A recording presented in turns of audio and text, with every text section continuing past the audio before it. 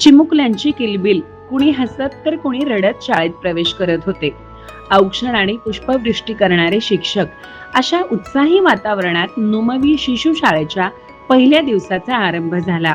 यावेळी विशेष म्हणजे शिशु शाळेत शिकवल्या जाणाऱ्या विषयांच्या विविध पाट्या घेऊन मोठ्या गटातील विद्यार्थ्यांनी छोट्या गटातील विद्यार्थ्यांचे आनंदाने स्वागत केले.